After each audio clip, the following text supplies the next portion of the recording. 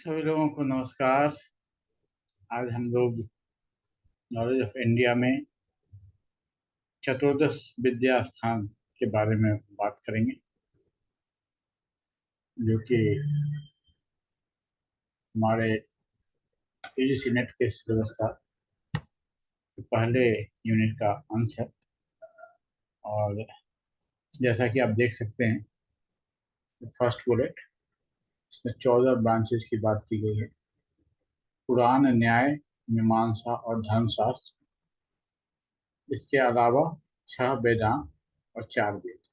6 4 10 और 4 14। पुराण, न्याय, मीमांसा और धर्मशास्त्र। तो इसे याद रखना आसान है, लेकिन इतना आसान भी नहीं है, क्योंकि ये लिस्ट वैरी करता है। क्योंकि हम लोग एनसीईआरटी के लिस्ट को ही मान के चलेंगे, लेकिन एक नज़र हम लोग देखेंगे कि दूसरे लोग दूसरी जगहों पर क्या लिस्ट दिया गया है, और ये भी देखेंगे कि ये 14 और कहीं 18 दिया गया है, तो वहाँ क्या अंतर है। इसके अलावा जो एग्जाम्पल हम देखेंगे कि एक्चुअल में तो पुराने संस्कृत के ग्रंथों में लर्निंग का जो एग्जाम्पल दिया गया है, उसमें क्या कहा गया है ब्रांचेस के बारे में। फिर 4 वेदों का संक्षिप्त हम लोग परिचय देखेंगे। तो आज के इस संक्षिप्त चर्चा में हम लोग इसका एक परिचयात्मक डिस्कशन चतुर्दश विद्या स्थान के लिए हम लोग करेंगे। So let us start. So Chaturdas Vidya Sthan, or the 14 division of knowledge, एक महत्वपूर्ण तरीका था। पारंपरिक जो भारतीय शिक्षा थी, उसमें वेद और अन्य जो महत्वपूर्ण ग्रंथ थे, उसको जानने और समझने की।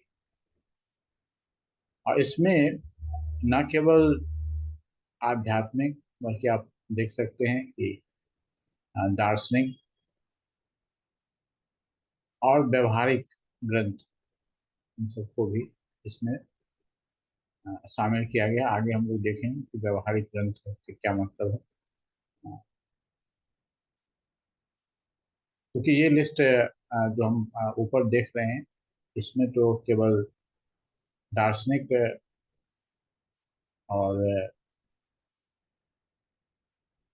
धार्मिक ग्रंथों की चर्चा है और उपवेदों की चर्चा है, लेकिन आगे हम लिस्ट देखेंगे और उसका कारण भी हम लोग देखेंगे। उसमें हम जानेंगे कि इसमें क्या विशिष्टताएं। तो वेल राउंडेड एजुकेशन के लिए, किसी भी इंडिविजुअल के वेल राउंडेड एजुकेशन के लिए, उसके सेकुलर और स्पिरिचुअल एस्पेक्ट के वृद्धि के लिए ये डिवीजन किया गया था, और ये कैटेगरीज बनाई गई थी जो उन्हें अपने अध्ययन काल में इनको प्राप्त करना था। और ये एक संरचित विधि प्रदान करता है, जिसके द्वारा जो भी ज्ञान प्राप्त करना चाहते हैं मटेरियल और स्पिरिचुअल रियल्म में, वो सब उसको व्यवस्थित तरीके से एक के बाद एक इसको प्राप्त कर सकें हर कैटेगरी को। और उनके self discovery, wisdom, background development of character, इन सब के द्वारा एक बढ़िया व्यक्तित्व उभर करके सामने आए। और ये जो इनलाइटनमेंट के साथ मटेरियल एजुकेशन का जो पारंपरिक तरीका था, उसकी बात यहाँ दिखाता है। अब हम बात करते हैं कि ये 14 हैं या 18 हैं। तो ये आप एक भारत के विविधता के एक उदाहरण के रूप में देख सकते हैं। कई बार कई लोग कहते हैं कि जो संस्कृत के ग्रंथ हैं, वो एक खास ग्रुप से निकल के आए हैं। तो उसको ये दृष्टिकोण एक चुनौती जैसा देता है कि आखिर ये अगर किसी एक पर्टिकुलर ग्रुप में या एक क्षेत्र विशेष से अगर ये आते, तो इनका जो स्ट्रक्चर था वो फिक्स होना चाहिए था कि 14 विद्या स्थान में 14 है या 18 है, 14 के अंदर कौन कौन से आएंगे, 18 के अंदर कौन कौन से आएंगे। लेकिन ऐसा नहीं है, हम आगे उदाहरण में देखेंगे कि जो स्थापित ग्रंथ हैं उनमें भी इस सूची को लेकर विविधता है, जो दर्शाता है कि भारत में जो संस्कृत की परंपरा है वो भी कोई अ, एक ढांचे वाली परंपरा नहीं है, एक ग्रुप से एक पर्टिकुलर ग्रुप तक सीमित परंपरा नहीं है, ये काफी विस्तृत है। और फिर हम लोग इस बात को समझते हैं। तो जो हम भारतीय साहित्य है, प्राचीन भारतीय साहित्य है, वाङ्मय है, उसमें से जो क्लासिफिकेशन का तरीका है वो, उसमें जो सबसे कॉमन है सब में, वो है 4 वेदास, और अधिकांश में 6 वेदांत, 4 वेद और उनको समझने के लिए 6 वेदांत, ये सब में कॉमन है। इसके बाद आ, इसके बाद की जो सूची है उसमें विविधता पाई जाती है। अब ये क्या विविधताएं हैं, ये आगे हम देखते हैं।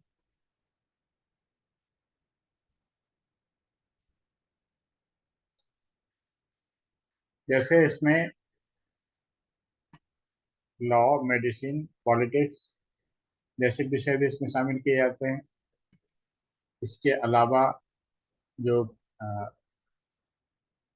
अलग अलग फिलोसफर्स हैं उन लोगों ने अपने दृष्टिकोण से इसमें चीज़ों को शामिल किया है, और ये डिपेंड करता है कि ये किस स्थान पर कौन सी परंपरा चल रही है, उसके हिसाब से ये सूची क्या हो। जैसे अब ये छांदोग उपनिषद का उदाहरण हम देख रहे हैं। इसमें आप देख सकते हैं कि ये, जैसा कि मैंने कहा कि पहले 4 वेद और 6 वेदांग समान है। फिर यहाँ से ये 4 है: इतिहास, पुराण, धर्म, आत्मविद्या। इतिहास, पुराण, धर्म और आत्मविद्या। तो ये हमारी ओरिजिनल सूची देख लें जो हमारे इसमें है। उसमें पुराण, न्याय, मीमांसा और धर्मशास्त्र, पुराण, न्याय, मीमांसा और धर्मशास्त्र, यानी न्याय और मीमांसा, इसमें अतिरिक्त है या अन्य भिन्न है, और इसमें उसकी जगह पर इतिहास और आत्मविद्या दिया गया है। तो क्योंकि ये एक उपनिषद है तो इसमें स्पिरिचुअल डायमेंशन पर ज़्यादा जोर दिया जाता है। और यहाँ हम लोग ये समझना चाहिए कि जो फिलॉसफीज हैं, जिसका 6 फिलॉसफी हैं, भारतीय दर्शन, इसको फिलॉसफी और दर्शन दोनों दो चीज़ें हैं। मैं अक्सर ट्रांसलेशन कर दे रहा हूँ लेकिन ऐसा नहीं है। Philosophy is different and Darshan is different. हम लोग इसकी चर्चा करेंगे आगे। लेकिन यहाँ पर जो मुख्य बात है कि दर्शन दर्शन को भी अ, मुख्य स्थान प्राप्त नहीं था। जैसा कि हम लोग देखें कि ऊपर की सूची में दर्शन का, ये सामने की सूची में, जो हमारा ऊपर की सूची में 2 दर्शन की चर्चा है, लेकिन ये जो हमारी सूची है इसमें दर्शन की चर्चा गायब है। हालांकि वेद में भी चर्चाएं हैं, दार्शनिक चर्चाएं हैं, और उसके अंग के रूप में उपनिषद में चर्चाएं आ जाती हैं। लेकिन जो 6 दर्शन है, षड दर्शन जिसको नाम से जिसे जाना जाता है, उसकी चर्चा इसमें नहीं आई है। जो ये छांदोग उपनिषद का ये 14 विद्या स्थान है, इसमें उसकी चर्चा नहीं आई है अलग से। उसी तरह से अब ये 18 का भी उदाहरण देख लेते हैं, जिसमें कि ये नारद स्मृति है। अगेन पहले 10 तो समान है, और फिर बाद के जो 8 हैं उसमें विविधता है। अभी 8 में क्या विविधता है आप देख सकते हैं। इतिहास से शुरू हुआ है, और जिस इतिहास, पुराण, धर्म, मीमांसा, सांख्य, योग, वैशेषिक और या आयुर्वेद। अब ये 8 में जो हमारा पुराना लिस्ट है उसका तो 4 शामिल है, पुराण, धर्मशास्त्र, मीमांसा, और यहाँ जो ऊपर हमारा लिस्ट था, पुराण, न्याय, मीमांसा और धर्मशास्त्र, उसमें से हमारे लिस्ट में कौन कौन शामिल है? पुराण, धर्मशास्त्र, मीमांसा, इतना शामिल है। और इसके अलावा सांख्य, योग, वैशेषिक नए विषय हैं, और फिर आयुर्वेद, ये 4 नए हैं। तो ये सब चीज़ें हैं। अगर कहीं डिफरेंस की बात हो या स्पेसिफिक बात पूछा जाए तो ये हमें ध्यान रखना चाहिए कि जो नारद स्मृति है उसमें 18 विद्या स्थान है, और ये जो छांदोग्य उपनिषद है उसमें 14 विद्या स्थान है। 2 तरह की सूचियां हैं। और हमारा जो एनसीईआरटी में, सॉरी, यूजीसी के नेट के सिलेबस में जो 14 नाम दिया गया है, मुझे पता नहीं वो सूची कहाँ से आई है, तो जहाँ से भी आई हो तो ये हमें ध्यान रखना चाहिए। अब हम लोग बात करते हैं कि एक साहित्य में इनके अध्ययन के बारे में, जहाँ पर चतुर्दश विद्या स्थानों के अध्ययन के बारे में इसकी चर्चा आई है।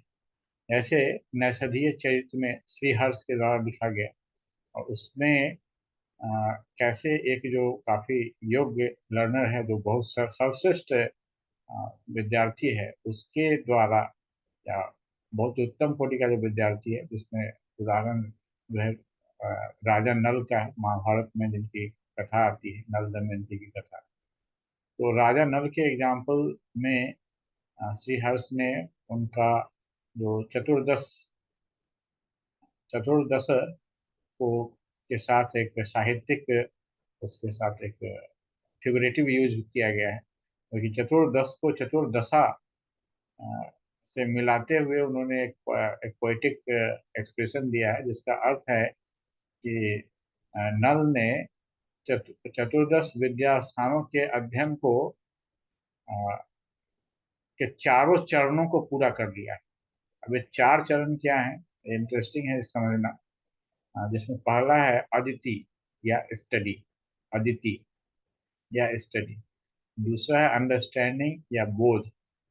तीसरा है प्रैक्टिस, आचरण। और चौथा है टीचिंग, यानी प्रचारण। ये 4 स्टेज हैं, और ये डीपर लर्निंग की बात करते हैं, जिसमें कि ये 4 चरणों में जो अध्ययन का इंटरनलाइजेशन होता है उसके बारे में इसमें बात है। हम लोग ये 4 प्रकारों को थोड़ा विस्तार से भी समझेंगे आगे। इसमें श्रीहर्ष ने ये भी बताया है कि जो नल का जो नॉलेज है वो गुणात्मक रूप से कई गुना होकर के बढ़ता है, और 18 गुना बढ़ जाता है। और ये उन्होंने कहा है कि जैसे 3 वेद को 6 वेदांत से गुना करें, तो उस तरह से समझिए कि उनका जो ज्ञान है वो बढ़ता है। तो और भी बहुत सारे इंटरेस्टिंग बातें उन्होंने कही हैं। जैसे उन्होंने उपमा देते हुए कहा है कि जो ये विद्याएं हैं, ये जब नल के मुख में या नल की जिह्वा पर ये नाचने लगती हैं या नाचती हैं। और ये मतलब ये कुल मिला के दिखाता है कि किस प्रकार से जो भारतीय ज्ञान की परंपरा है उसमें जो ज्ञान को न केवल पुस्तक से प्राप्त की गई विद्या के रूप में या नॉलेज के रूप में देखा गया, इंफॉर्मेशन के रूप में देखा गया, बल्कि उसको जब तक जो शिक्षा प्राप्त करने वाला है उसके इंटरनल बीइंग का वो पार्ट नहीं बन जाता है, उसकी आइडेंटिटी का पार्ट नहीं बन जाता है, तब तक उस लर्निंग को पूरा नहीं माना जाता। तो ये जो श्री हर्ष ने एग्जाम्पल नैषधीय चरित्र में दिया है, ये इसका एक जीता जागता एग्जाम्पल है कि किस प्रकार से जो चतुर्दश विद्याएं एक्चुअल में प्रैक्टिस की जाती थी आइडियली। तो अब ये 4 स्टेज ऑफ लर्निंग की बात करते हैं, जो अदिति, बोध, आचरण और अ, प्रचारण की बात है। तो पहला जो स्टेज है वो अदिति का स्टेज है, जो जिसका मतलब होता है कि किसी योग्य गुरु के अंदर आप शिक्षा प्राप्त कर रहे हैं, और उसमें जो सब्जेक्ट मैटर है उसके जो कॉन्सेप्ट हैं, फंडामेंटल कॉन्सेप्ट हैं, और उसका जो आधारभूत समझ है उसके बारे में, जो उन कॉन्सेप्ट की, वो जो भी टॉपिक आप उनसे प्राप्त करते हैं उसको समझते हैं। और अ, ये जहाँ पर बस आपने फर्स्ट स्टेज है जहाँ पर आप एक्सप्लोर करना शुरू कर रहे हैं। फिर ये जब आपके पास ये नॉलेज इंफॉर्मेशन जमा होता है, तो यहाँ पर आप इसके कॉम्प्रिहेंशन पर ध्यान देते हैं, और कॉम्प्रिहेंशन के द्वारा आप इसमें ज़्यादा जो सब्जेक्ट मैटर है उसको उसका विश्लेषण करते हैं, आलोचनात्मक विश्लेषण करते हैं, और उसके जो सूक्ष्म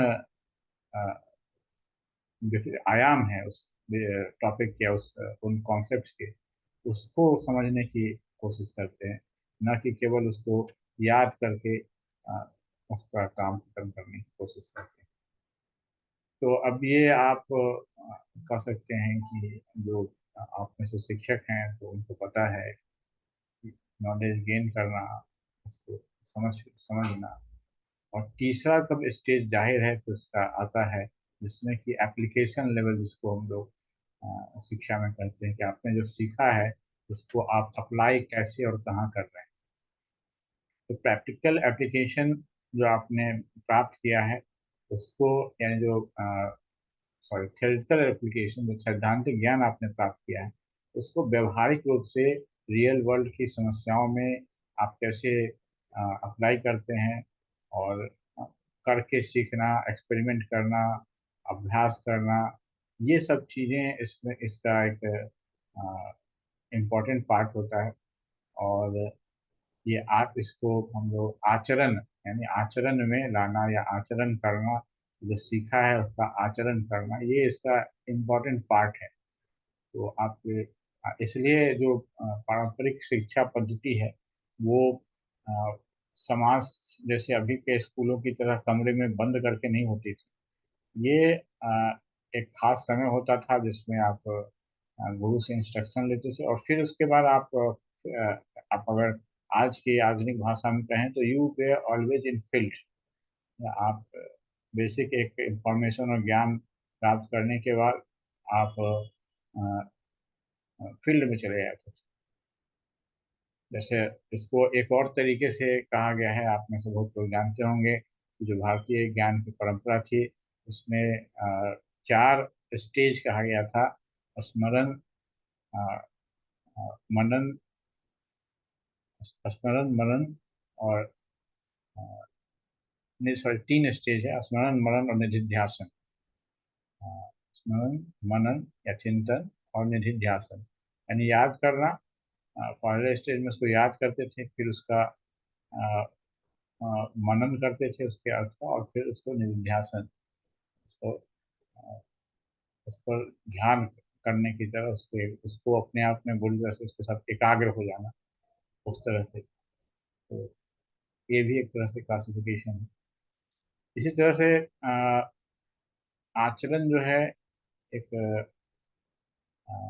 प्रोफिशिएंसी डेवलप करने का तरीका है, और आचरण करने के बाद तब प्रसारण, ये भी एक फाइनल और इम्पोर्टेंट स्टेज माना गया था, जिसमें कि आपने जो कुछ भी ज्ञान प्राप्त किया है उसको आपको आगे के लर्नर के जनरेशन के पास लेके जाना है, उस तक पहुंचाना है।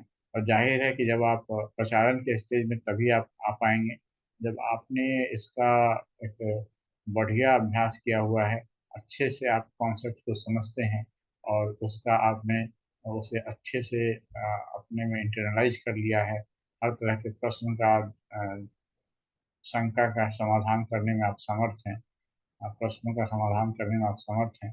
और यही नहीं, आप वो व्यवहारिक तरीके जानते हैं, समझ गए हैं, जिसके द्वारा जो विद्यार्थी हैं नए जनरेशन के, उसको वो अ, अपने व्यवहार द्वारा सीखें। तो ये केवल सैद्धांतिक और बौद्धिक अभ्यास नहीं रहता है। गुरु ही वो ऐसे तरीके इजाद करता है या डिजाइन करता है जिसमें उस विषय के जो छात्र हैं वो व्यवहारिक फील्ड में उसको करते हुए उसके गंभीर और गूढ़ अर्थों को और उसके सूक्ष्म जो आयाम हैं उन सबको वो समझने लगता है। तो ये चीज़ इसमें प्रसारण के स्टेज पर आते आते एक मास्टरी लर्निंग का वो लेवल आ जाता है जिस लेवल पर जो लर्नर है वो अपनी बात को इतने अच्छे से न केवल अपने अपने द्वारा व्यक्त कर सकता है, बल्कि वो जीवन के अनुभव डिजाइन कर सकता है, विद्यार्थियों के जीवन का अनुभव डिजाइन करता है, जिस डिजाइन में वो जो लर्नर्स हैं वो उसको उसको समझ लेते हैं।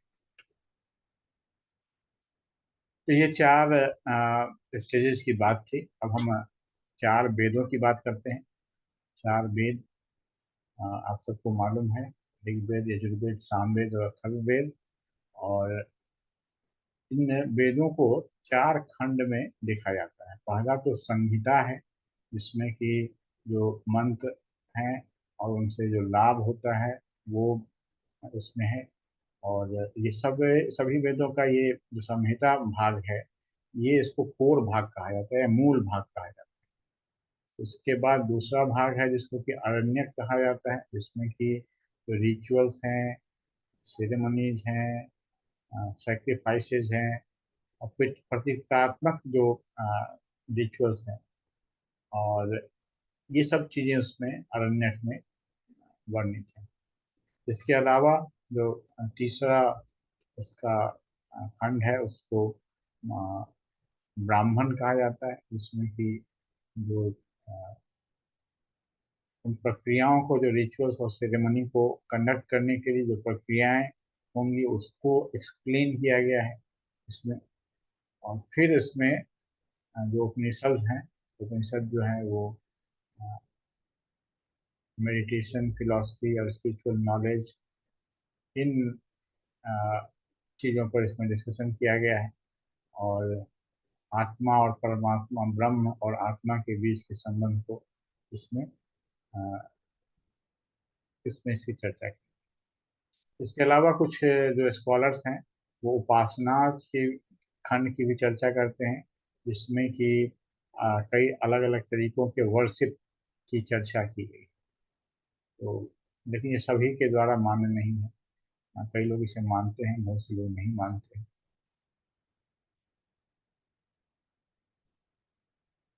उसके बाद ये जो वेद हैं वो, ये इन्हें श्रुति कहा गया है, क्योंकि ये ऐसा माना जाता है कि इसे जो दृष्टा ऋषि हैं, जो वैदिक छंद या जो भी चीजें उपासना कांड में या जो संहिताओं में जो लिखी गई हैं, उनको उनके ऋषि होते हैं, कुछ पर्टिकुलर उसके दृष्टा ऋषि होते हैं। और उन ऋषियों के बारे में माना जाता है कि इन ऋषियों ने उन शब्दों को सुना था, या फिर लोग कहते हैं देखा था। देखने का उसका मतलब उसमें वो लिखा हुआ देखा था ऐसा नहीं समझिए। वो उसमें जो इनहेरेंट उसका जो अर्थ है और अनुभव है, आध्यात्मिक जो अनुभव है, उसको उन्होंने अनुभव किया था।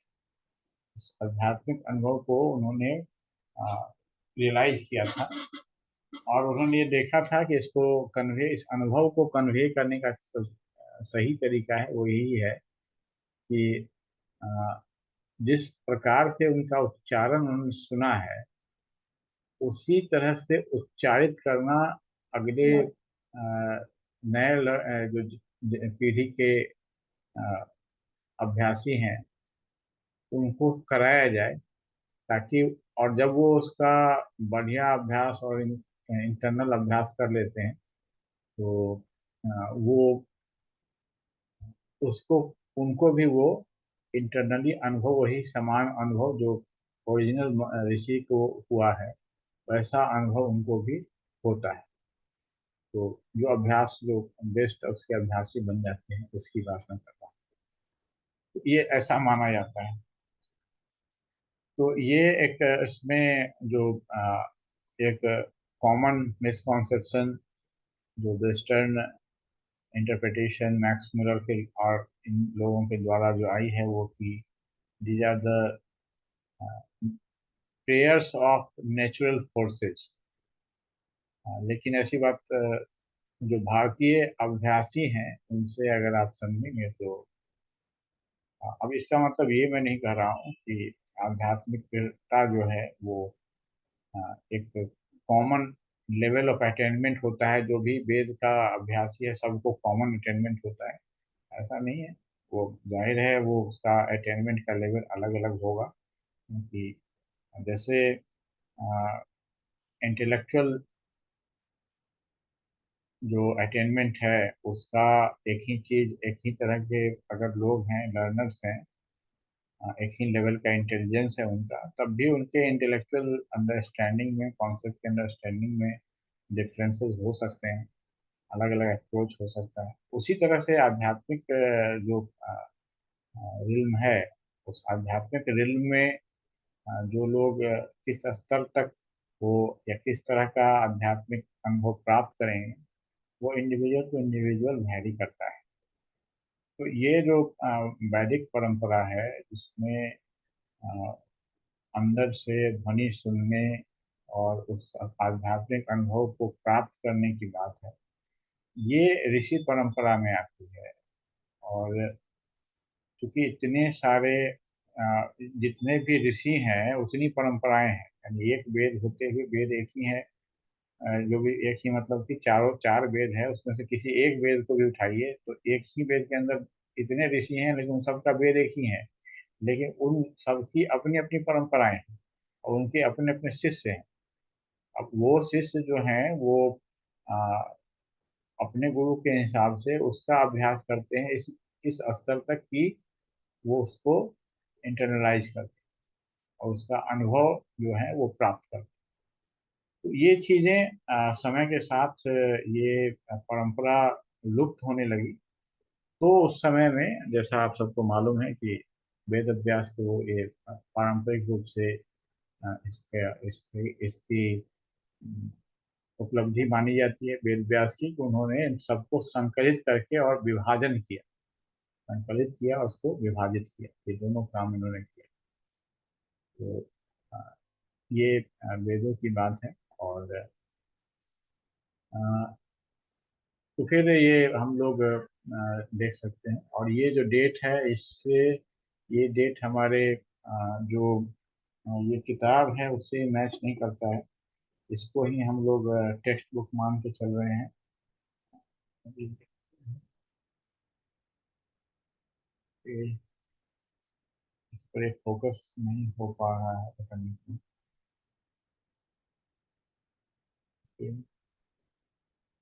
इस पे टेक्स्ट बुक,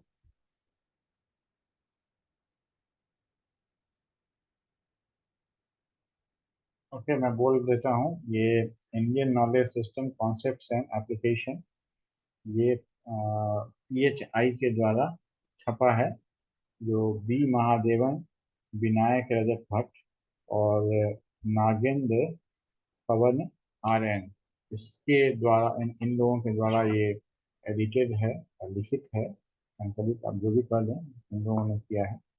और इसमें जो चतुर्दश विद्याओं की चर्चा की गई है उसमें जो डेट है वो इससे मैच नहीं करता है। बेसिकली इसमें वेदों का जो काल है वो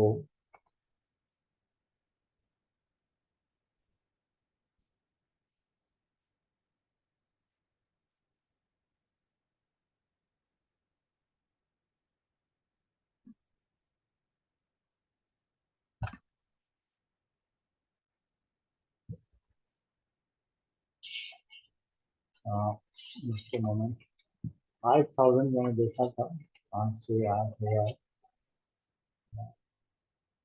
हाँ, उस कालक्रम में बांटा गया है। हाँ, ये रहा कि इसका जो 3000 BCE से पहले से शुरू किया गया है कि 3000 BCE से पहले वेद, पुराण, महाभारत और रामायण इसकी रचना हो चुकी थी। और फिर 3000 से BCE से 500 CE तक, यानी 3500 वर्ष, इसमें फिर ढेर सारी रचनाएं हैं। इसमें वेदांग, मनुस्मृति, शैव सूत्र, सुश्रुत संहिता, अष्टाध्यायी, नाट्यशास्त्र, बुद्धिस्ट टेक्स्ट, न्याय और दार्शनिक सूत्र, जैन मैथमेटिकल वर्क, अर्थशास्त्र, खंडशास्त्र, योग सूत्र, काम सूत्र, महाभाष्य, रस रत्नाकर, चरक संहिता, सांख्य दर्शन, अमरकोश, सूर्य सिद्धांत और बृहद संहिता, ये 500 ईस्वी तक में, यानी 3000 BC से 500 ईस्वी तक में इसकी रचना हुई। और फिर 500 ईस्वी से 1800 ईस्वी तक फिर कई ग्रंथों की रचना हुई है, जिसमें आर्यभट्टीय है, या आर्य सिद्धांत, पंच सिद्धांतिका, माया मत, ब्रह्मस्फुट ब्रह्मस्फुट सिद्धांत, मानसार, उसके बाद आर्यभट्टीय भाष्य, महाभास्कारिका, महाभास्कार्य, नारद शिल्प शास्त्र, उसके बाद गणित सार संग्रह, सिद्धांत शेखर, युक्ति कल्पद्रु, समरंग सूत्रधार, सिद्धांत शिरोमणि, काश्यप शिल्प शास्त्र, अष्टांग हृदय,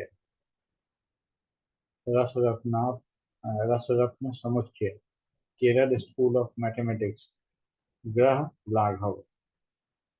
और इसमें एक सूची भी है, मैं कोशिश करूंगा इसको इसका फोटो खींच के डालने की। लेकिन जो लोग तैयारी कर रहे हैं यूजीसी नेट की, उनको ये पुस्तक ले लेनी चाहिए, क्योंकि ये एक प्रोसेस का, अभी तक मुझे लगा कि एकमात्र टेक्स्ट बुक है, और उस हिसाब से इसको हम लोग उपयोग कर रहे हैं और कर सकते हैं।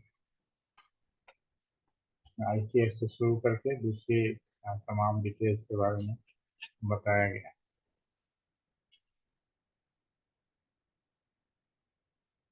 आज इसमें भी जो सूची है, उसमें वेद है, वेदांग है, और आपको ये इसमें से ही यही सेम सूची को NCERT ने अडॉप्ट किया है। मुझे लगता है ये लोग जाहिर है NCERT को, सॉरी मैं बार बार NCERT यूज कर रहा हूँ, सॉरी, एजुकेशन में होने के कारण ये सब आ, ये UGC का जो सिलेबस है नेट का, उसमें वेद, वेदांग, पुराण, धर्मशास्त्र, स्मृति, उसके बाद न्याय, वैशेषिक, योग और सांख्य को एक कैटेगरी में रखा गया है, और पूर्व मीमांसा और उत्तर मीमांसा को, दर्शनों को दूसरी कैटेगरी में रखा है। तो इस तरह से ये इसी को ही इन लोगों ने अडॉप्ट किया है मोरलेस। तो वेदांग हो गए, 4 वेद हो गए, 6 वेदांग हो गए, पुराण, धर्म, और एक कैटेगरी है न्याय, वैशेषिक, योग और सांख्य, और दूसरा है पूर्व मीमांसा और उत्तर। तो ये कैटेगरी पूर्व मीमांसा और उत्तर मीमांसा, यानी न्याय और वेदांत भी इसको कहा जाता है, ये 4 दर्शन। ओके, तो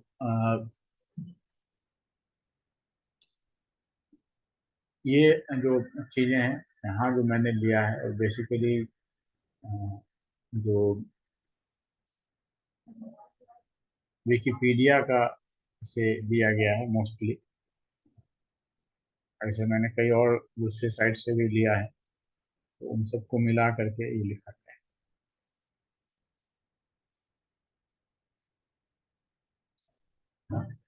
अब ये जो वैदिक है परंपराएं हैं, इसमें अ, इनका जो उच्चारण किया जाता है वैदिक मंत्रों का, उसमें जो मुख्य चीज है वो है उसका उच्चारण की जो परंपरा है उसको बनाए रखना और उसको सही ढंग से रिसाइट करना। और उसके रिसाइट के कई रूल्स हैं। इसमें से सबसे इम्पोर्टेंट रूल है कि किताब से देख के और कहीं लिखा हुआ देख के नहीं पढ़ना है इन जनरल। हालांकि अब तो एक कॉमन प्रयोग में लोग ले आए हैं, लेकिन उसके रूल में से एक इम्पोर्टेंट रूल है कि जो जो भी इनका पाठ करते हैं उनको ये देख करके रिसाइट नहीं करना। It should be coming from the insight memory.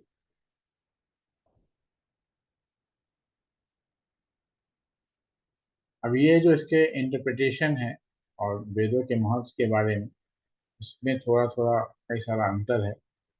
जैसे कि इसको आस्तिक और नास्तिक दो कैटेगरी में भारत में जो विभिन्न मतावलंबी हैं उनको बांटा गया है। तो इसमें अधिकांश जो है उनको आस्तिक कहा जाता है, यानी जो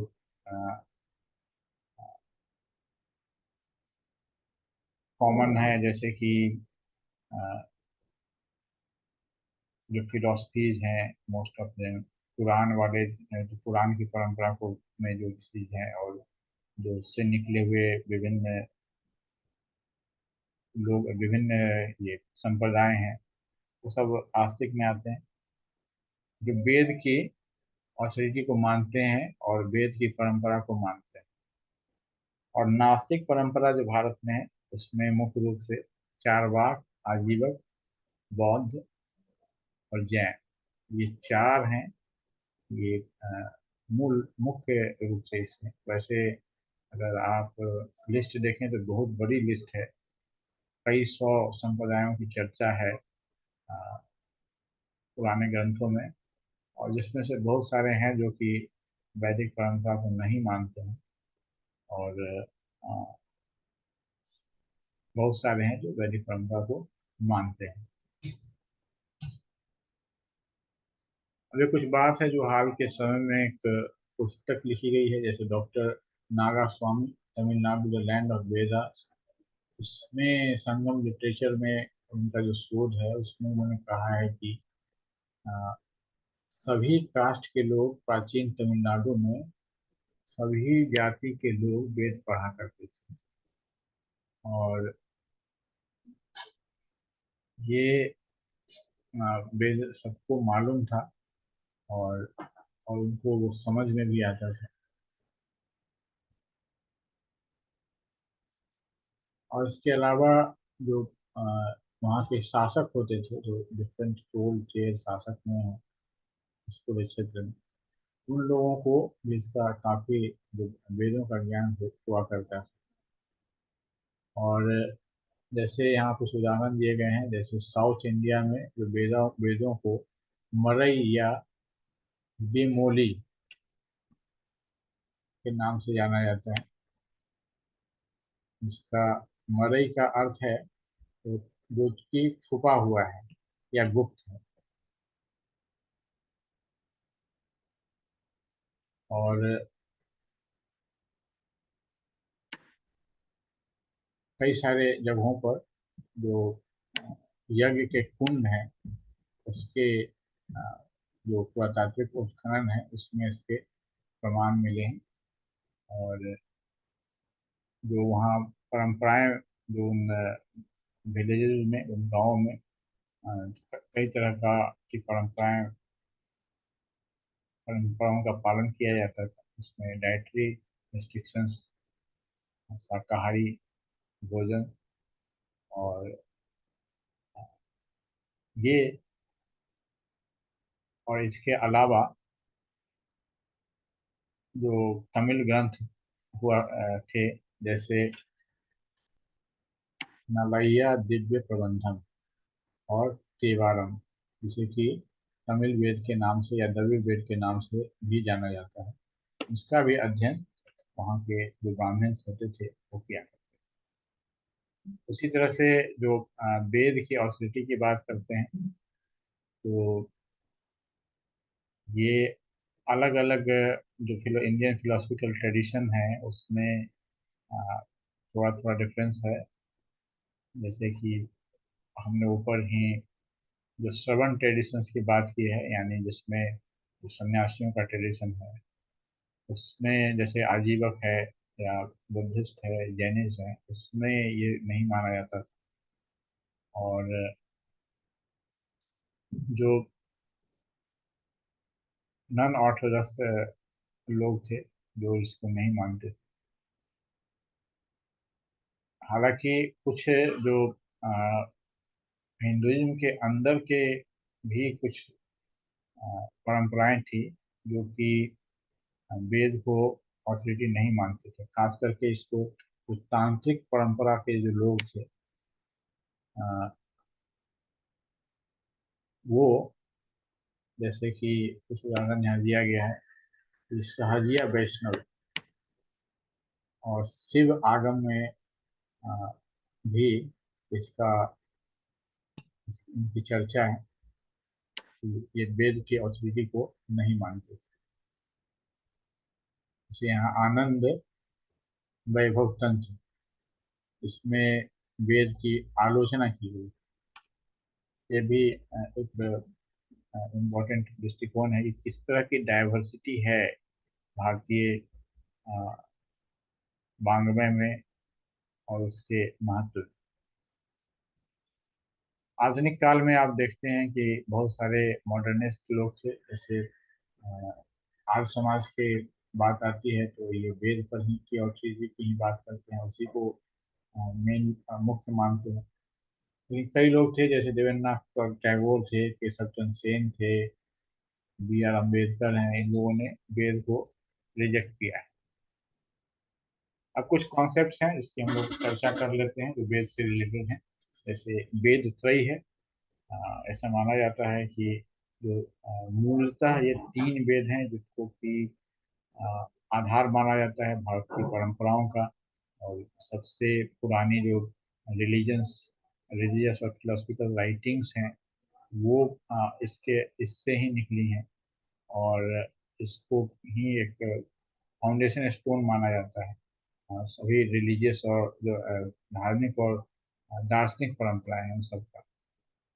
और इनसे जो रिचुअल्स स्पिरिचुअलिटीज की सारी चीज़ें इससे निकलती हुई दिखती हैं। तो आपको मालूम होगा कि अथर्ववेद में जो एसोटेरिक परंपराएं जिसमें कि वो तंत्र मंत्र ये सारी चीज़ें ऋग्वेद से निकली हैं और उसमें इसकी काफ़ी विस्तार से चर्चा है। तो ये वेद त्रयी का जो कॉन्सेप्ट है वो एक तरह से ये कहता है कि ये जो पहले तीन हैं वो एक कैटेगरी में है जिसमें कि उस तरह के आध्यात्मिक परंपराएं जिसको कि अ, दक्षिण माना जाता है, दक्षिण तंत्र माना जाता है, वो परंपराएं थी। और जो वाम तंत्र का बाद में जिसे वाम तंत्र कहा गया उसका उदय जो है वो अथर्ववेद के परंपराओं से होता है। तो उसी कॉन्टेक्स्ट में ये वेद त्रयी जो है ये इम्पोर्टेंट है। इसी तरह से जो ऋग्वेद की बात है, और इसमें अ, अनेक डेटीज की प्रार्थना की गई है।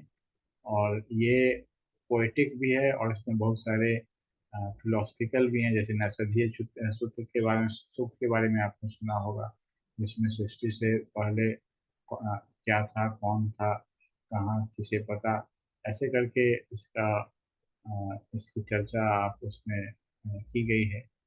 और अ, ये एक सबसे प्राचीन सर्वाइविंग प्रैक्टिस्ड आध्यात्मिक ग्रंथ है। और ये विश्व धरोहर सूची में भी शामिल है। जिस तरह से यजुर्वेद जो कि वेद में का एक इम्पोर्टेंट पार्ट है, मुख्य पार्ट पार्ट में से माना जाता है, क्योंकि इसमें रिलीजियस जो रिचुअल्स और सेरेमनीज हैं उसके बारे में इसमें चर्चा की गई है। और इसमें प्रोज और मतलब कविताएं और अ, गद्य और पद्य दोनों इसमें हैं। और इसमें जो पुजारी है उनको किस प्रकार से जो रिट्स करने हैं, जो राइट्स उनको रिट्स के लिए जो चीज़ें करनी है वो उनको इंस्ट्रक्शन दिया गया है, और किस प्रकार से उसको एक्यूरेटली करते हैं। और ये जो रिचुअल्स हैं ये वैदिक सोसाइटी का एक केंद्रीय हिस्सा था। और इसमें मंत्रों के उच्चारण और प्रक्रिया, इसका इसके एक्यूरेसी पर जोर दिया जाता था, और ये माना जाता था कि अगर ये एक्यूरेट होगा तो ही ये सफल होगा। और इसी तरह से ये एंशंट एक तरीका था जिसमें माना जाता था कि यज्ञ के द्वारा भी हम आध्यात्मिक श्रेष्ठ स्थान की या श्रेष्ठता की प्राप्ति कर सकते हैं। इसी तरह से सामवेद, जिसको कि ज़्यादा म्यूजिकल और मेलोडिक करेक्टर का है, और इसका एक वेदों में विशेष स्थान है, क्योंकि इसमें ऐसे ऋचाएँ हैं जिसको कि गाया जा सकता है। और अ, जो भी रिलीजियस सेरेमनीज होती हैं उसमें इसमें जो हिम्स हैं उसको गा करके किया जाता है। तो जो कि विशिष्ट म्यूजिकल नोट्स और इन सब के चीज़ों से के आधार पर इसको गाया जा सकता है। तो इससे जो आध्यात्मिक जीवन में ध्वनि और जो म्यूजिक है उसके महत्व का पता चलता है। और इससे हम ये समझ सकते हैं कि जो परंपरा बाद में हमें देखने को मिलती है कि गायन का आध्यात्मिक जो डायमेंशन है वो इसके यहीं से उसकी शुरुआत मानी जाती है। अब ये अथर्ववेद, जैसा कि मैंने पहले ही कहा कि अ, जो डिस्टिंक्टनेस है तीन वेदों का अथर्ववेद से, इसके कारण इसमें जैसा कि मैंने पहले ही कहा कि इसमें वाम तंत्र की चीज़ें जैसे स्पेल्स हैं, चार्म्स हैं और मैजिकल इंटेंटेशंस हैं, ये चीज़ें इसमें आती हैं। और उसमें खास करके हीलिंग आयुर्वेद का भी इसी से शुरुआत होता है, तो हीलिंग एलिमेंट्स के लिए मंत्र का प्रयोग, इस तरह की चीज़ें इसमें आती हैं, या मैनेजमेंट जो फोर्सेज हैं, नेचुरल फोर्सेज हैं उनको भगाने के लिए। और इसमें बहुत ज़्यादा जो फोक एलिमेंट है वो इसमें दिखता है डेली एक्सपीरियंस में। और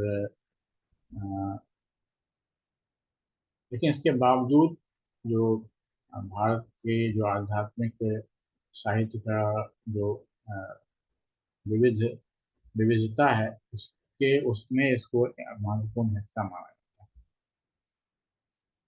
तो ये बातें थी, और अंत में मैं एक इंटरेस्टिंग उदाहरण देता हूँ उसी पुस्तक से जिसमें ये बताया गया है कि आखिर इतना ज़्यादा क्यों है, जो वैदिक वाङ्मय है उसका इतना विस्तार क्यों हुआ है। इसका उदाहरण इन्होंने बहुत ही इंटरेस्टिंग तरीके से जो महादेवन ने दिया है, इसमें उन्होंने उदाहरण दिया है आज के इनकम टैक्स एक्ट का। और ये बेयर एक्ट जो उसका मूल जो पार्ट है बहुत ही कॉन्साइज है, जिसको समझने के लिए सप्लीमेंट्री गाइड की जरूरत पड़ती है और उसको इम्प्लीमेंट करने के लिए। और फिर उसको और ज़्यादा उसको जब कानून रूप में देते हैं तो फिर उसको और विस्तार से जितने भी कानून उस पर आधारित हैं, और उस तरह से उसका पेज बढ़ता जाता है। मैं पूरी चीज़ें यहाँ नहीं दे पाया हूँ।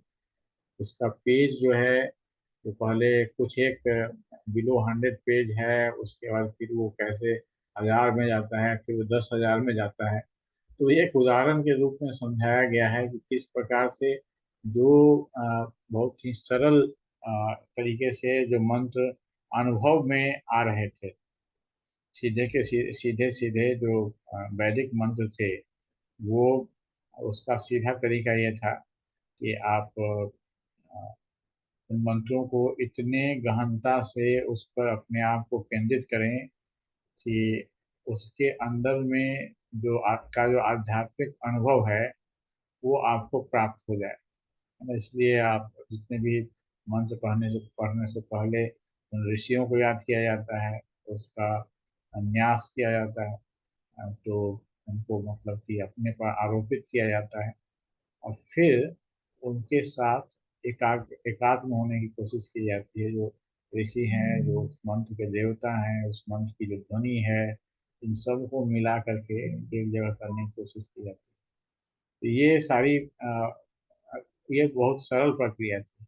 लेकिन जब उसके बौद्धिक रूप में हम उसको लिखना चाहते हैं, तो अब उस बौद्धिकता के लिए आपको उसका विस्तार करते जाना है। आपको उसकी आध्यात्मिकता को समझाने के लिए आप उपनिषद में जाते हैं। फिर उसके व्यवहारिक रूप में कैसे होगा तो आप फिर पुराण में जाके हैं, आम लोगों को कैसे समझाया जाए तो पुराण में आप जाते हैं उसके व्यवहारिकता को करने के लिए। फिर आप उसको एक रिचुअल्स का फॉर्म देते हैं, जिससे कि वो जो अ, अ, उसका जो साधना, उसका जो ये अ, यज्ञ के रूप में उसको लाते हैं, जिससे कि उसका रियलाइजेशन हो सके और उसका फल सबको प्राप्त हो सके। तो इस तरह से एक छोटी चीज बड़ी होती जाती है, उसके बौद्धिकता के हिसाब से उसका विस्तार होता जाता है और जो नीड के हिसाब से उसका री इंटरप्रिटेशन होता है। तो बहुत सारी चीज़ें होती हैं, लेकिन जो मूल चीज़ है वो यही है कि जो आध्यात्मिक अनुभव जो लोग प्राप्त करते हैं उस मंत्र के ऋषि, उस मंत्र के देवताओं के साथ, वो मूल चीज़ है।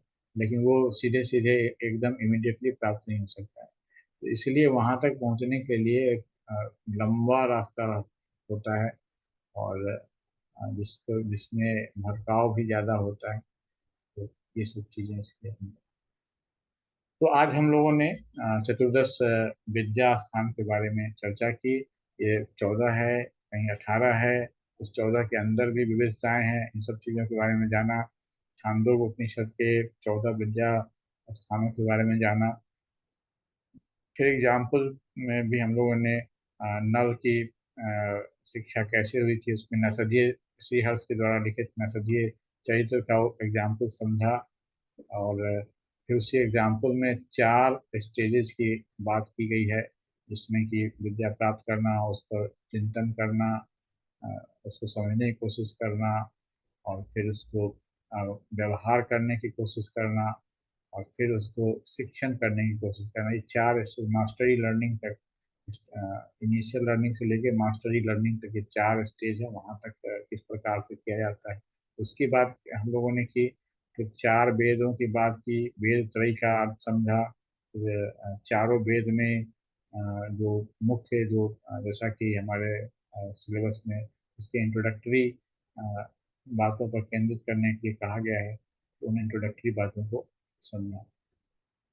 तो आज के लिए इतना ही और हम लोग इसको समाप्त करते हैं। आपको सबका धन्यवाद जो आप इसको सुन रहे हैं।